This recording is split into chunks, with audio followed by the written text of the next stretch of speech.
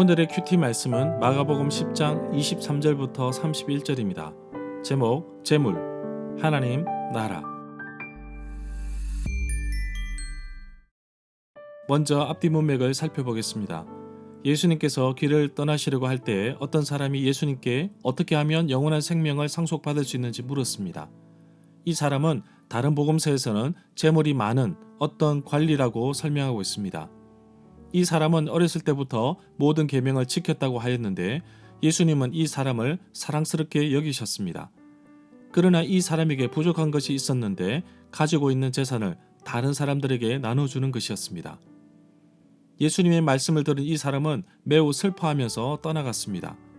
이 사건 이후 예수님은 제자들에게 부자가 하나님 나라에 들어가는 것보다 낙타가 바늘길을 지나가는 것이 더 쉽다고 하셨습니다. 제자들은 놀라지 않을 수 없었습니다. 자신들은 모든 것을 버려두고 예수님을 따랐는데 누가 구원을 받을 수 있는지 깊은 고민에 빠집니다. 예수님은 사람은 할 수 없으나 하나님은 하실 수 있다고 하십니다. 이 순간 베드로는 자신은 모든 것을 다 버리고 예수님을 따랐다고 하는데 예수님은 버려야 더 많은 것을 받는다고 말씀하시면서 첫째가 꼴찌가 되고 꼴찌가 첫째가 되는 사람이 많을 것이라고 하십니다. 지금 고난 당하고 어렵지만 먼 훗날 더 좋은 것을 받을 것이며 영원한 생명을 얻을 것이라고 하십니다. 문단을 나눠보겠습니다. 23절부터 27절은 낙타와 바늘귀, 28절부터 31절은 복음을 위하여 모든 것을 버리게 되면, 23절에 보면 유대인들에게 부자는 하나님의 축복으로 보았고 이러한 사람은 천국으로 가는 영순이라고 여길 정도로 사회적 분위기는 부자를 좋은 의미로 받아들였다고 볼 수 있습니다. 24절에 보면 어떤 사본에서는 재물을 의지하는 자는 하나님의 나라에 들어가기가 얼마나 어려운지 라고 나옵니다. 이 구절에 나오는 하나님의 나라에 라는 말이 어떤 사본에서는 재물을 의지하는 자는 하나님의 나라에 라고 나옵니다. 25절에 보면 부자가 하나님 나라에 들어가는 것보다 낙타가 바늘길을 지나가는 것이 더 쉬울 것이라는 예수님의 말씀에 제자들은 충격을 받았습니다. 여기에서 낙타의 비유는 마가복음 9장 42절, 마태복음 5장 13절, 6장 3절, 7장 4절, 8장 22절에 나오는 비유들처럼 귀괴하다고 볼 수 있습니다. 그 의미하는 바는 하나님의 은혜라는 절대적인 기적만이 구원을 선사한다는 것을 의미한다고 볼 수 있습니다. 이 비유를 좁은 문, 마태복음 7장 13절부터 14절에 관한 다른 비유에 접근시키려는 시도는 이 비유를 잘못 이해하는 것, 곡해한 것으로 봅니다. 즉 낙타는 배 밧줄, 헬라어에서 두 낱말은 발음이 비슷합니다. 배 밧줄이라느니 바늘귀는 한 사람이 겨우 지나갈 수 있는 성벽의 작은 출입구를 지칭한다느니 하는 해석은 잘못된 시도라고 볼 수 있습니다. 제자들은 깊은 고민에 빠졌습니다. 왜냐하면 예수님께서 23절에 재물이 있는 자는 하나님의 나라에 들어가기가 심히 어렵다고 하셨기 때문입니다. 그래서 제자들이 놀랐습니다. 우선 자신들은 부자가 아닙니다. 당시 부자가 많은 돈을 써야 그 아래 있는 사람들이 혜택을 보았기 때문에 부자들은 아마도 좋은 일을 해서 천국에 들어가지 않겠는가 하는 막연한 생각들이 있었다고 합니다. 그런데 예수님의 기준에서 부자는 천국에 들어가지 못한다고 하셨을 때 과연 누가 천국에 들어갈 것인가? 게다가 예수님은 천국에 들어가는 비유를 낙타가 바늘귀로 들어가서 나가는 것에 비유하시면서 부자가 하나님의 나라에 들어가는 것이 어렵다고 하셨습니다. 26절에 보면 놀라고 매우 놀라서 24절과 26절에 나오는데 이제 누가 구원을 얻을 수 있는지 논의하기 시작했습니다. 천국에 들어갈 조건이 상당히 복잡해진 것입니다.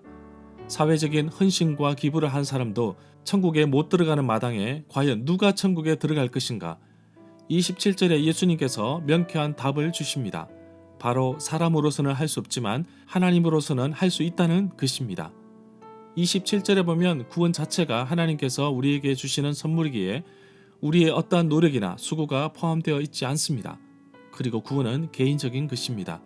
누가 대신 해줄 수 없습니다. 하나님과 나와의 철저한 관계 속에서 이루어지는 것이 구원이기에 우리는 개인적으로 우리 각 사람이 예수 그리스도를 나의 구원자, 나의 하나님으로 영접해야 합니다. 28절에 보면 모든 것을 다 팔아라는 부자 청년에게 전한 말을 들었던 베드로는 예수님께 당당히 모든 것을 버리고 주를 따랐다고 말합니다. 문자적인 해석이라고 볼 수 있습니다. 우리가 쉽게 오류를 범하는 것이 성경을 문자적으로 해석하는 것인데 성경은 앞뒤 문맥을 보면서 해석을 해야 합니다. 29절에 보면 베드로의 고백에 대해서 예수님의 답의 요지는 이렇습니다. 모든 것을 버려야 합니다. 그것은 바로 하나님과 가로막는 것이기 때문입니다. 30절에 보면 이 구절에 보면 박해라는 말이 나오는데 마가만이 예수님의 헌신적으로 따르는 사람들에게 주어질 보상을 기록하는 가운데 이 말, 박해라는 말을 삽입하고 있습니다. 31절에 보면 이 구절에서 주는 교훈은 바로 천국에서는 순서가 상관없다는 것입니다. 누구든지 하나님의 뜻대로 사는 사람만이 들어갈 수 있다는 것이라고 봅니다. 이 구절에 먼저 된 자로서 라는 이 말씀과 동일한 말씀이 마태복음 20장 16절, 누가복음 13장 30절에는 다른 문맥에서 기록되어 있습니다. 마태복음 20장 16절에 보면 이와 같이 나중된 자로서 먼저 되고 먼저 된 자로서 나중되느니라. 누가복음 13장 30절에 보면 보라 나중된 자로서 먼저 될 자도 있고 먼저 된 자로서 나중될 자도 있느니라 하시더라. 절마다 상세한 설명과 구절 해석, 핵심 내용과 중심 줄거리는 네이버 블로그에 올려져 있습니다. 내게 주시는 교훈입니다.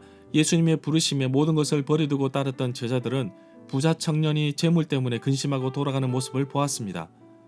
연이어 예수님께서 부유한 사람이 하나님 나라에 들어가는 것이 얼마나 어려운지 낙타가 바늘길을 지나가는 것이 더 쉬울 것이라고 하셨습니다. 제자들은 놀라지 않을 수 없었습니다.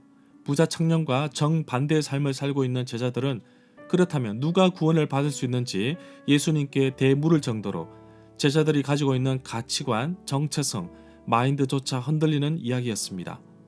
이 당시에 부자가 된다는 것은 하나님의 은혜와 축복을 받은 자라 여겼는데 이러한 사람도 하나님의 은혜에서 벗어난다면 구원을 받을 수 없으나 하나님이 하시면 된다는 반전이 있었습니다.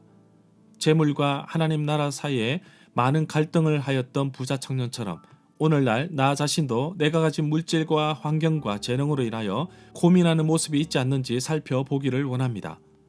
모든 것이 하나님의 은혜이기에 주신 것에 감사하며 주신 것을 잘 관리하는 청지기로 살아가게 하옵소서.